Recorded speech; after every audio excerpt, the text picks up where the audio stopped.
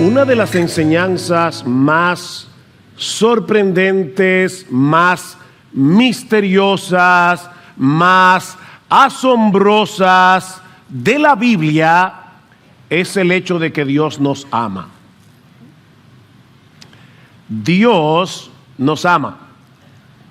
Ahora, yo sé que para mucha gente esta verdad no tiene nada de extraordinaria, porque ellos asumen que el amor de Dios es lo más natural del mundo.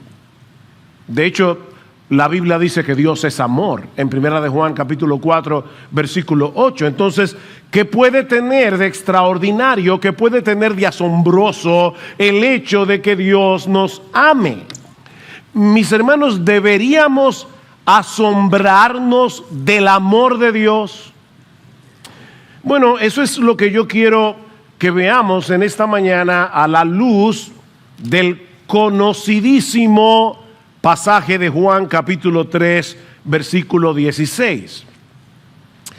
Y voy a limitarme por ahora a leer solo este versículo. Eric ya leyó una parte más amplia, pero dice este famoso, conocido texto del Evangelio de Juan: porque de tal manera amó Dios al mundo que dio a su Hijo unigénito, para que todo aquel que cree en Él no se pierda, mas tenga vida eterna.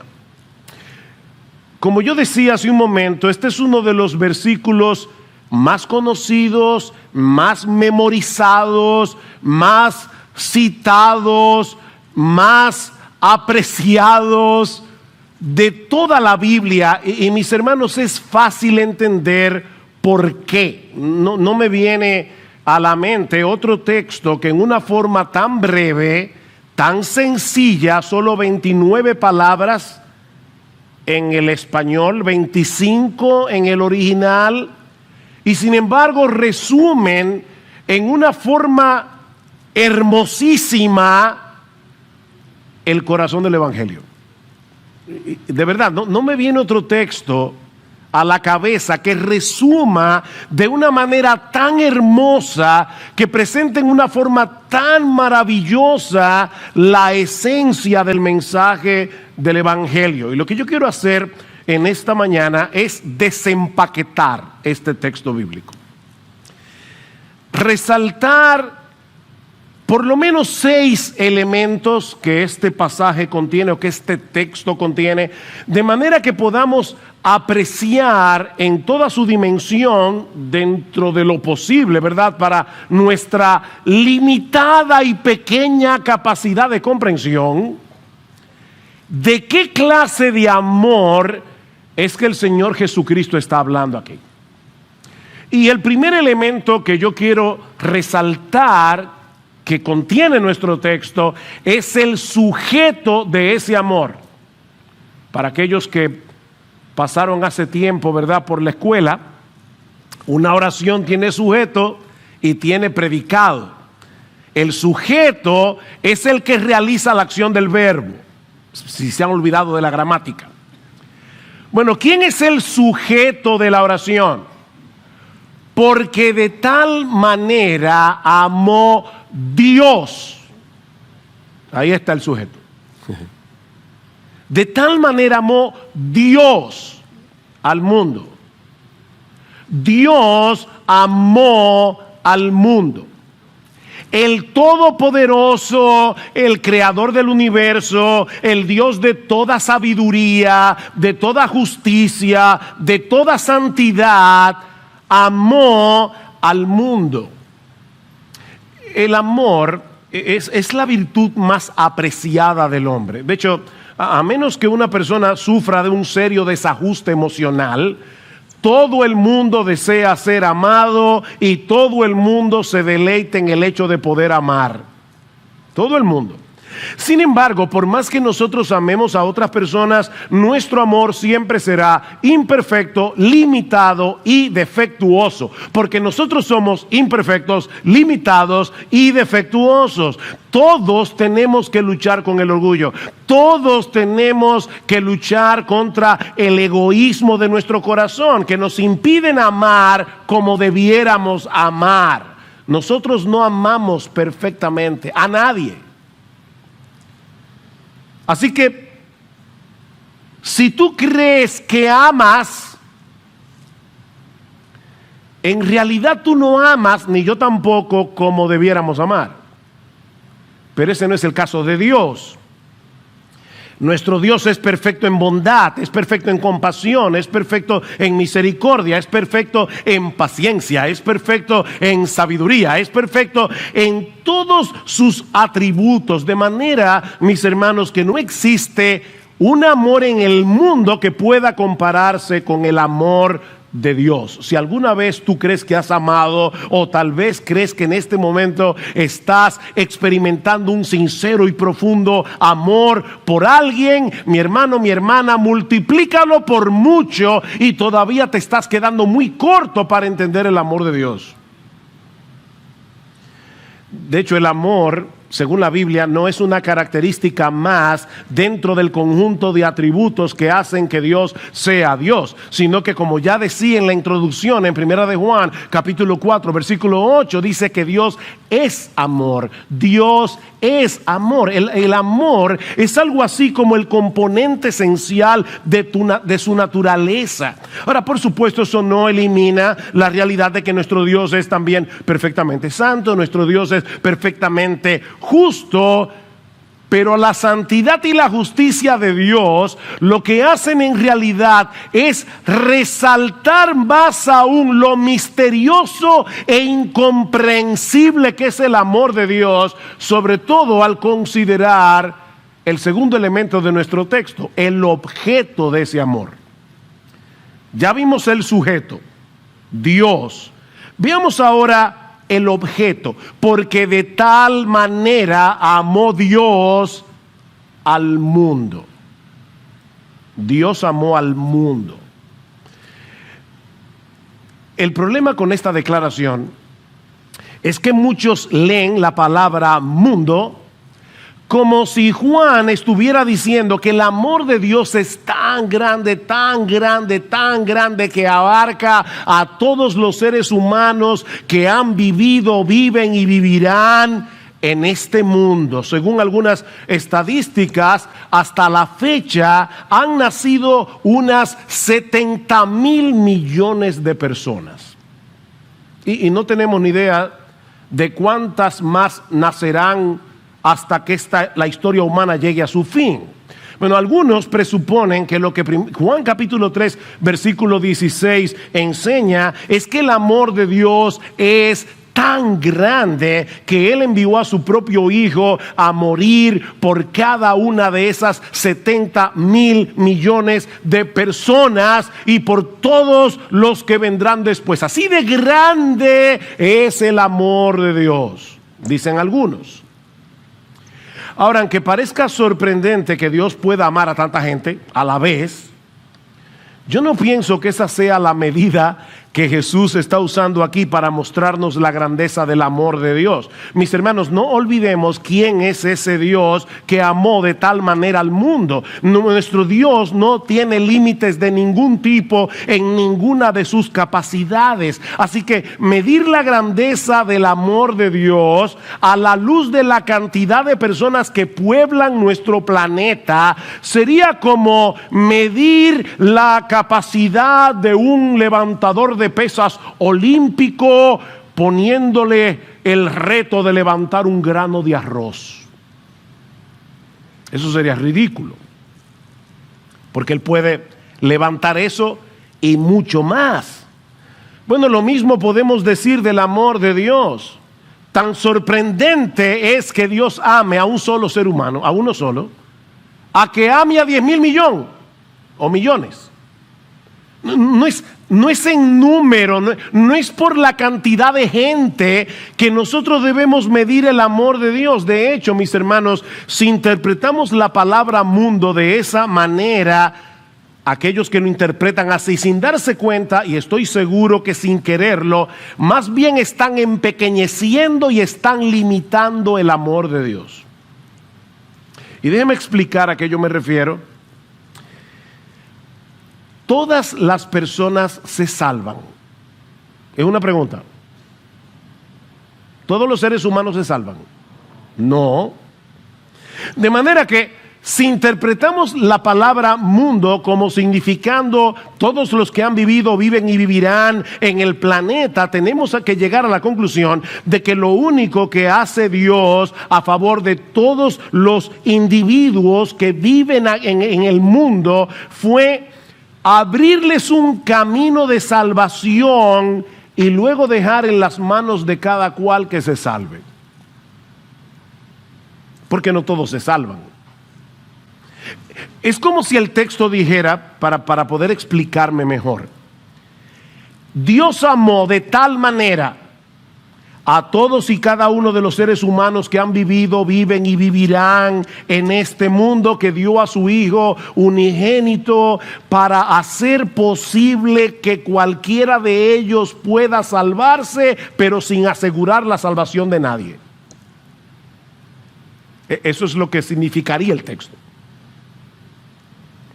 Viéndolo de ese modo, el amor de Dios no sería lo suficientemente grande como para asegurar la salvación de ningún ser humano en particular. Pero mis hermanos, es imposible que interpretemos el texto de esta manera. Noten que esta declaración está en el contexto de la conversación que Jesús tuvo con Nicodemo. Es por eso que Juan 3:16 comienza con un porque. Ese porque conecta lo que el Señor va a decir ahora con lo que había venido diciendo antes. Y una de las cosas que le dice Jesús a Nicodemo en el versículo 8, hablando del nuevo nacimiento, sin el cual nadie puede ser salvo, es que el Espíritu Santo obra ese nuevo nacimiento de una forma soberana en los que Él quiere. ¿Qué dice Juan 3:8? El viento sopla donde quiere y oyes su sonido, pero no sabes de dónde viene ni a dónde va. Así es todo aquel que es nacido del Espíritu. Nuestro Dios es soberano al producir el nuevo nacimiento en aquellos en los que Él quiere. Él es soberano. El Espíritu Santo hace eso soberanamente. Así que, mis hermanos, si la decisión final de aceptar a Jesús estuviera en nuestras manos, nadie sería salvo. Nadie. Primero, porque nadie puede hacerse nacer a sí mismo, de nuevo. ¿Quiénes de ustedes son responsables de su propio nacimiento físico? ¿Quién de ustedes decidió, yo voy a nacer? Eso no lo decide nadie. Tú ni sabías que te estaban engendrando y tampoco te diste cuenta de tu parto aunque estabas ahí. Bueno, lo mismo pasa con el nuevo nacimiento. Es Dios el que nos pare otra vez. El nuevo nacimiento es una obra de Dios, es una obra soberana del Espíritu Santo. Así que si Dios hubiera dejado en nuestras manos salvarnos, nadie sería salvo. Porque nadie puede entrar en el reino de los cielos sin nacer de nuevo, y nadie puede nacerse de nuevo a sí mismo. Pero por otro lado, ninguno de nosotros está inclinado a creer en Cristo. Para nada. ¿Qué dice Juan capítulo 1 versículos 12 y 13? Dice Juan: pero a todos los que les recibieron les dio el derecho de llegar a ser hijos de Dios. Es decir, a los que creen en su nombre. Todos los que creen en su nombre son hijos de Dios. Pero ahora escucha: que no nacieron de sangre, ni de la voluntad de carne, ni de la voluntad del hombre, sino de Dios. Dios los engendró. De hecho, noten lo que sigue diciendo Juan en el versículo 18, Juan capítulo 3. el que cree en Él no es condenado, pero el que no cree ya ha sido condenado porque no ha creído en el nombre del unigénito Hijo de Dios. Y este es el juicio, que la luz vino al mundo y los hombres amaron más las tinieblas que la luz, pues sus acciones eran malas. Porque todo el que hace lo malo odia la luz y no viene a la luz. Déjenme hacerles una pregunta, hermanos. ¿Cuántos seres humanos del planeta hacen lo malo? ¿El 90%? ¿El 99%? ¿El 100%?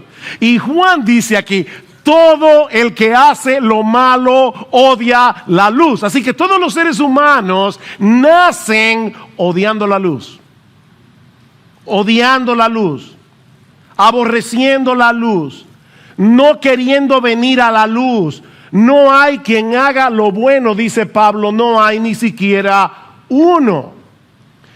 Ok, entonces, ¿qué significa que Dios amó al mundo? Ya vimos que no significa todos los seres humanos que han vivido, viven y vivirán en el mundo. ¿Qué significa entonces? Cuando Juan usa la palabra mundo en su evangelio, usualmente es para referirse al sistema de maldad imperante en este mundo caído y que se opone radicalmente a Dios y a sus caminos. Por ejemplo, en Juan capítulo 15, versículo 18, Jesús le dice a sus discípulos: si el mundo os aborrece, sabed que a mí me ha aborrecido antes que a vosotros. El mundo del que Juan está hablando aquí es un mundo que aborrece a Jesús. Y es por eso que aborrece a los que son de Jesús.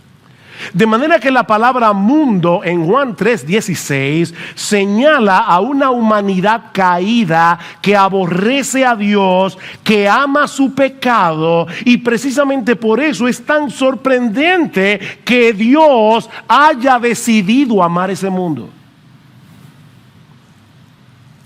Mis hermanos, lo maravilloso, lo sorprendente, lo extraordinario, lo misterioso del amor de Dios no es que Él haya decidido amar a un mundo poblado por tanta gente, sino que Él haya decidido amar a un mundo de gente tan mala. ¿Ven la diferencia? O sea, el asunto no es cuánta gente hay en este mundo, no, es cuán malas son o cuán malos somos los que poblamos este mundo.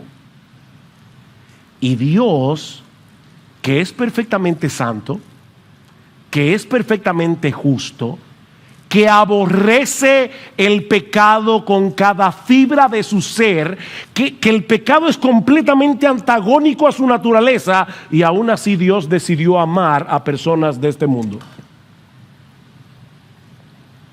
Porque de tal manera amó Dios al mundo. Y lo sorprendente, mis hermanos, es lo que Dios estuvo dispuesto a hacer por amor a ese mundo tan aborrecible. Lo que nos lleva al tercer elemento. Ya vimos el sujeto de este amor, Dios. El objeto de este amor, el mundo. Veamos ahora en tercer lugar el don sacrificial de este amor. ¿Qué fue lo que hizo Dios? Decirle al mundo: yo te amo. De paso, esposos, esposas, el amor no es de palabras solamente. El amor no se ve por lo que nosotros decimos, el amor se ve en lo que hacemos. ¿Qué hizo Dios? De tal manera amó Dios al mundo que dio a su Hijo unigénito. Ahí está el amor. Ahí está el don del amor. Dios el Padre amó tanto a este mundo que estuvo dispuesto a desprenderse de lo que Él más ama para salvar a pecadores que lo aborrecen. Padre, déjenme hacerles una pregunta. ¿Tú estarías dispuesto a que uno de tus hijos donara un riñón para salvarle la vida a tu peor enemigo? Sobre todo sabiendo que probablemente donar el riñón de tu hijo, que es compatible con tu enemigo, le puede provocar la muerte de tu hijo. Bueno, en el caso de Dios, no es simplemente que Él pensaba en la posibilidad de que su hijo perdiera la vida. Es que Él envió a su hijo para que la perdiera. Por amor a ti, que cuando éramos inconversos odiábamos a Dios. Ay no, pastor, yo nunca he odiado a Dios. Bueno, tú no odias al Dios de tu propia invención, pero sí al de la Biblia, porque si no lo odiaras ya hubieras venido arrepentido a sus pies.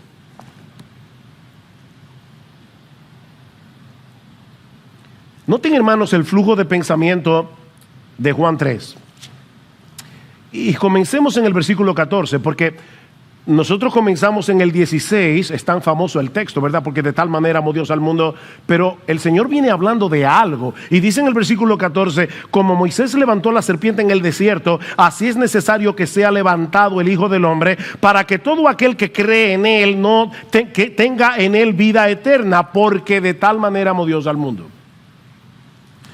El Señor está haciendo alusión aquí a un episodio en la historia de Israel que se encuentra en el capítulo 21 del libro de Números. En un momento dado, los israelitas pecaron tan gravemente contra Dios que el Señor les envió como castigo serpientes venenosas. Y cuando un israelita era mordido por la serpiente, moría al poco tiempo. Así que Moisés le clama al Señor, los israelitas le piden perdón al Señor y Dios le dice a Moisés, Moisés, mira, levántate, hazte una serpiente de bronce, levántala en un asta y todo israelita que fuere mordido por la serpiente, pero mirare hacia esa serpiente de bronce, el veneno no le hará daño. Y ahora el Señor le está diciendo a Nicodemo, ¿sabes qué, Nicodemo?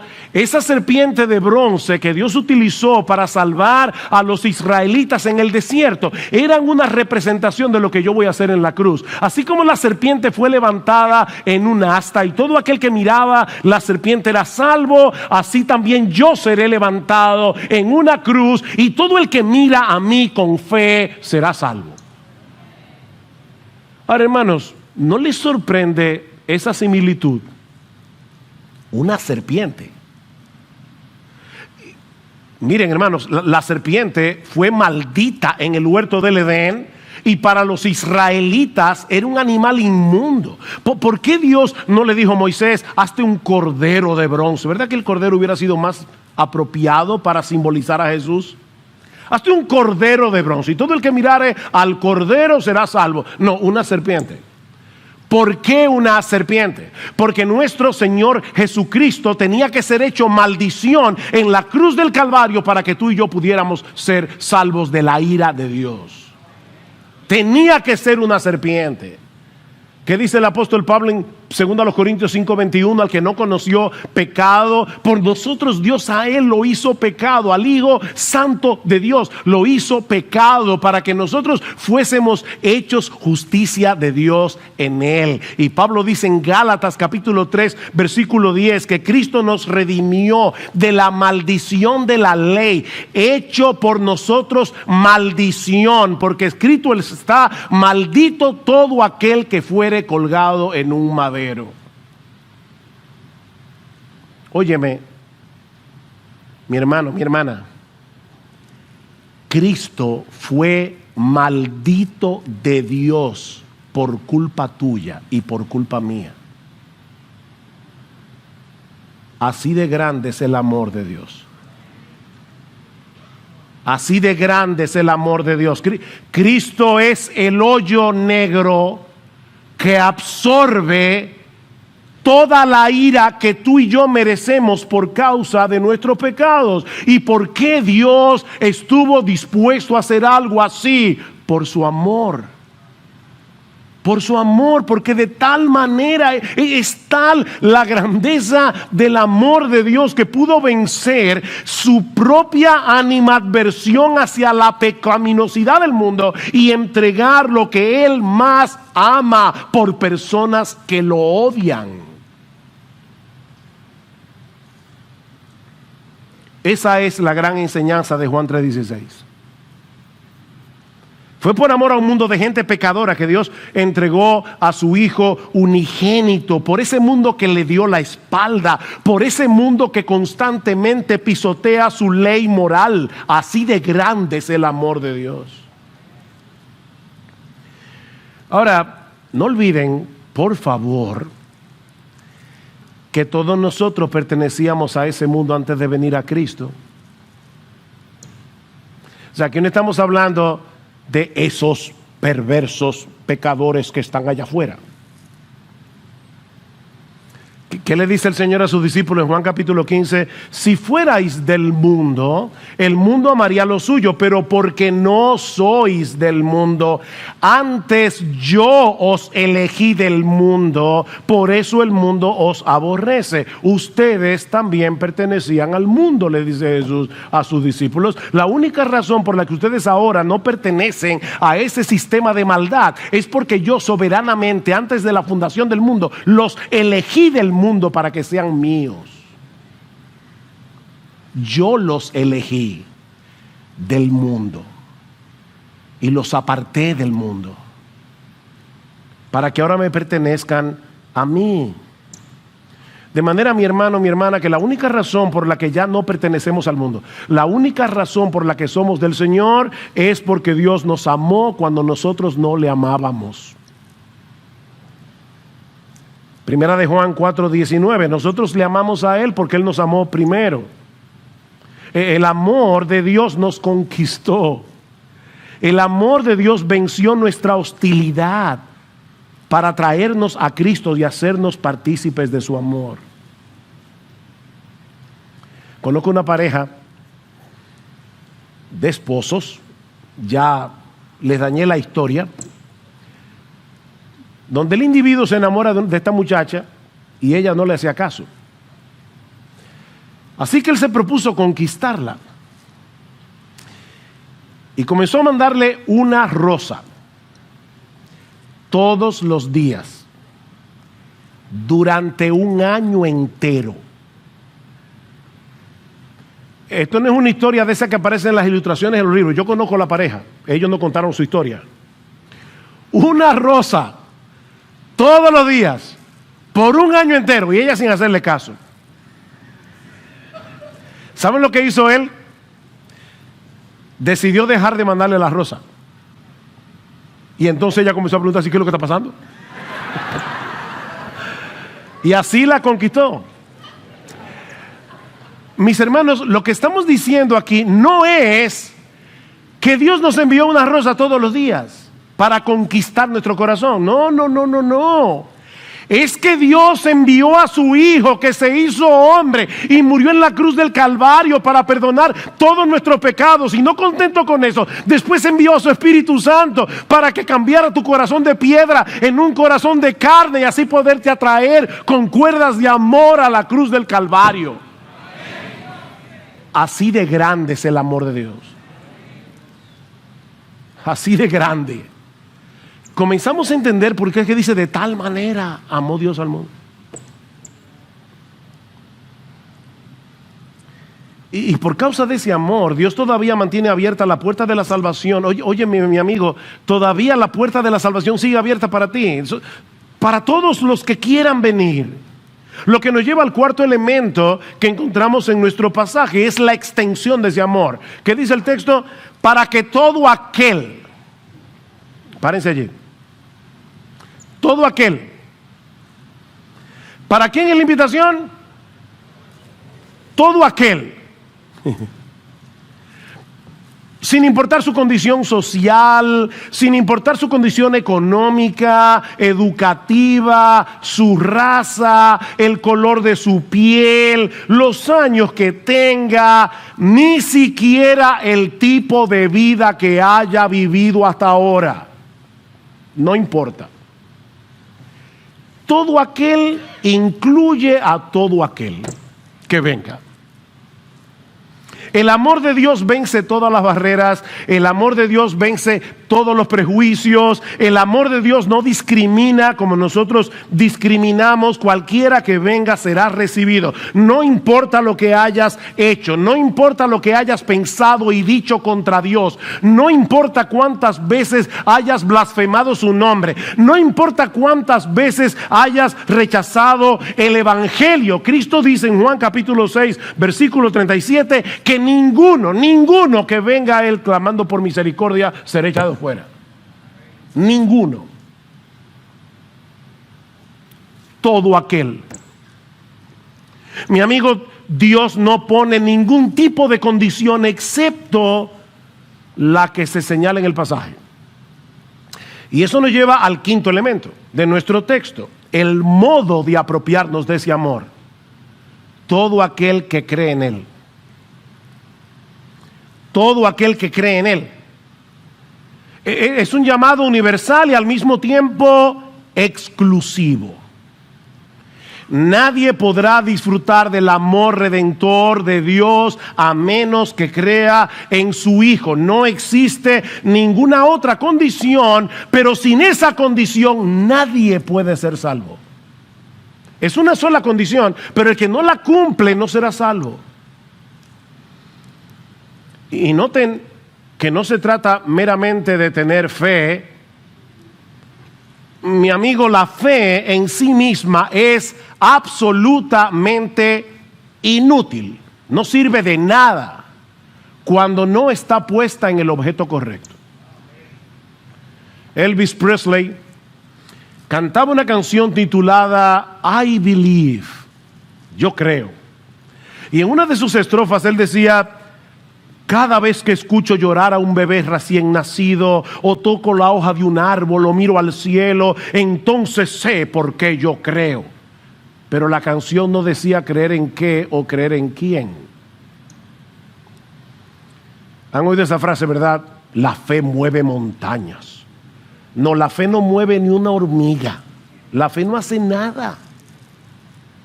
El que mueve montañas es Dios. Por medio de la fe en su Hijo. La demanda del Evangelio es muy específica. Es que creamos en Cristo y en nadie más. Y no simplemente que creamos en Cristo. Porque Nicodemo, otra vez el contexto del pasaje, le dice: Señor, yo sé que tú has venido de Dios como maestro. Y Cristo le dice: ¿sabes qué, Nicodemo? No me estás halagando con eso, porque creer simplemente que yo soy un maestro, o creer que yo soy un gran hombre, o creer que yo soy un individuo adelantado para su época, no te va a salvar. Es creer en mí como aquel que será levantado en una cruz, para que todo aquel que crea en ese crucificado no se pierda, mas tenga vida eterna. Así que ni siquiera se trata de creer en Cristo. Es creer en Cristo como aquel que murió en una cruz para pagar nuestra deuda con la justicia del Padre. Es creer en eso. El llamado del Evangelio. ¿Qué dice el versículo 18 otra vez? El que cree en Él no es condenado, pero el que no cree ya ha sido condenado porque no ha creído en el nombre del unigénito Hijo de Dios. ¿Saben que algunas personas creen que llegar al cielo es como cruzar un río con un bote? Y ellos dicen: si tú usas únicamente el remo de la fe, vas a dar vuelta en círculos. Si tú usas únicamente el remo de las obras, vas a caminar en círculo, pero contrario. Pero si tú usas el remo de la fe más el remo de las obras, vas a llegar al otro lado del río. El problema es que nosotros no vamos a llegar al cielo en bote. Nosotros vamos a llegar al cielo en Cristo. Vean otra vez el versículo 15.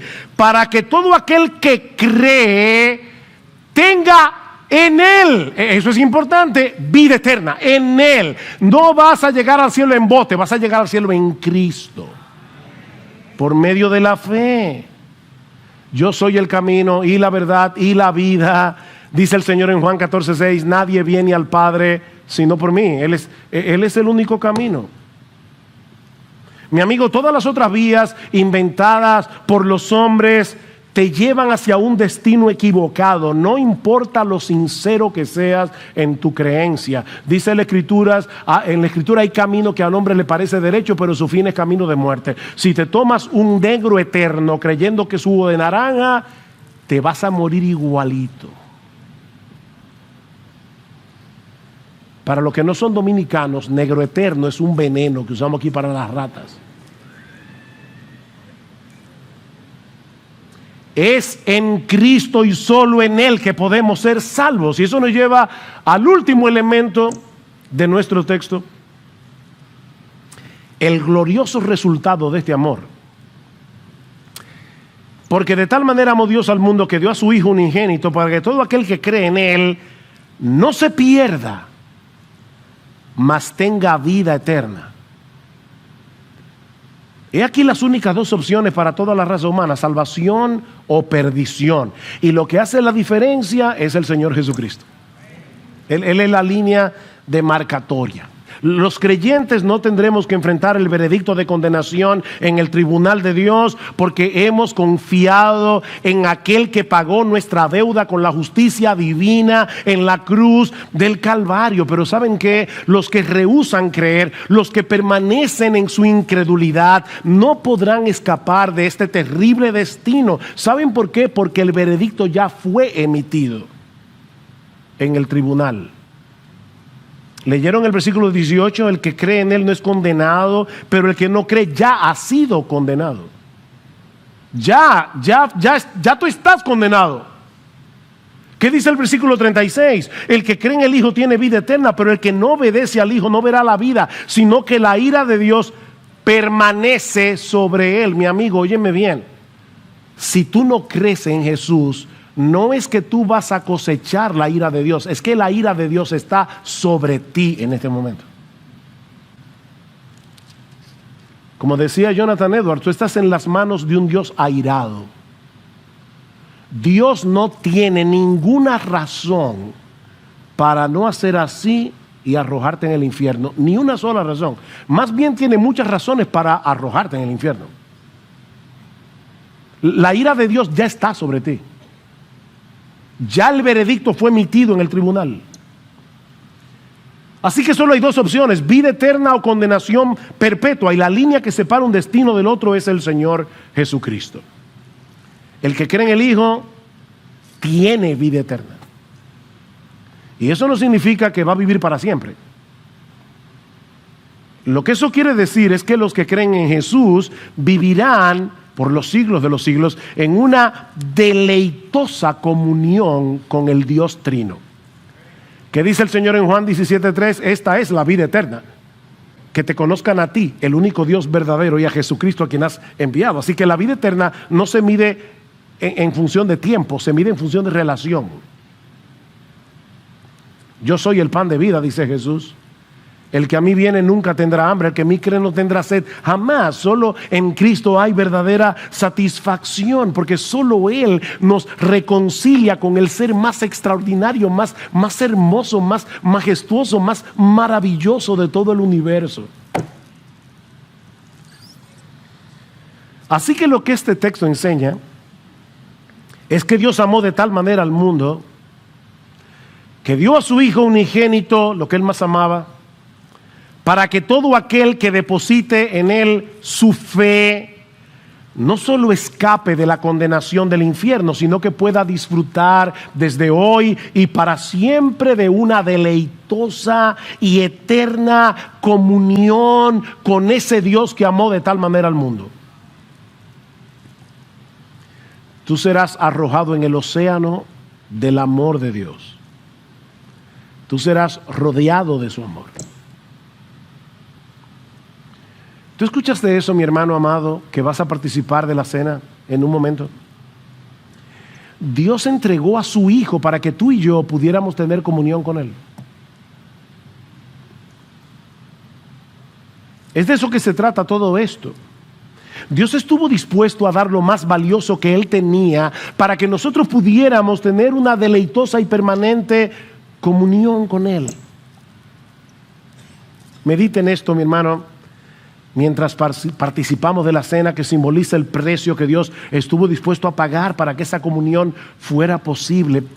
Pídele a Dios en oración que te ayude a crecer en gratitud, como hicimos al inicio de este culto, crecer en gratitud por ese bendito Cordero que fue inmolado para impedir que te pierdas, para que ahora puedas vivir para la gloria de Dios y gozar de Él por siempre. Pídele, mi hermano, que te conceda una mayor intimidad, una mayor dependencia de Él a través de la oración, a través de su palabra. Pídele que te ayude a mantenerte alerta y vigilante contra los ídolos del corazón que puedan opacar ante tus ojos el brillo de la gloria de nuestro bendito Señor y Salvador Jesucristo. Pídele que te ayude a recordar, sobre todo en tiempos de dolor, sobre todo en tiempos de aflicción, que la cruz es la medida de su amor. Juan 3:16 nos dice: de tal manera amó Dios al mundo que Él hizo todo lo posible para que sus hijos no tuvieran ningún inconveniente. No, de tal manera amó Dios al mundo que dio a su Hijo para que tú no te pierdas y para que puedas ahora disfrutar de vida eterna. No importa el dolor, no importa la aflicción. Decía el puritano Richard Sibbes: no midas el amor y el favor de Dios con tus propios sentimientos.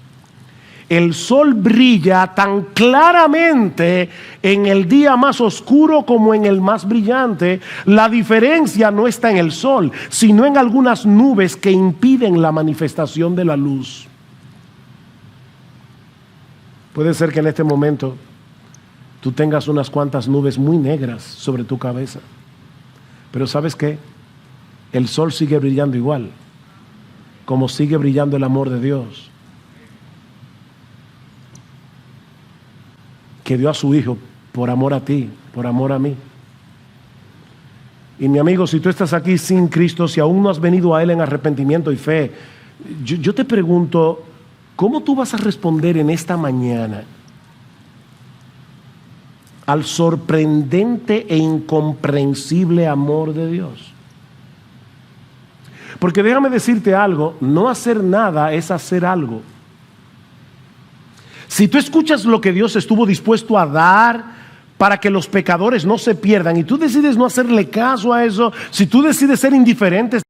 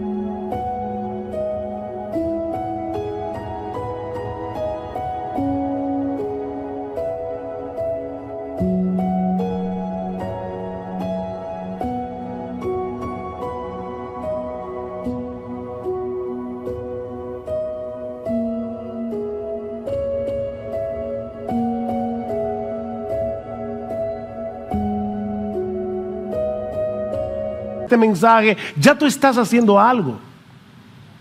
Tú estás rechazando el regalo de Dios en Cristo para tu propia perdición, para tu propio perjuicio. Y yo te pregunto, mi amigo, ¿tú vas a despreciar a Cristo en esta mañana? ¿O vas a venir humillado a Él clamando que te salve? Oh, que el Señor bendiga su palabra con poder en este mismo instante.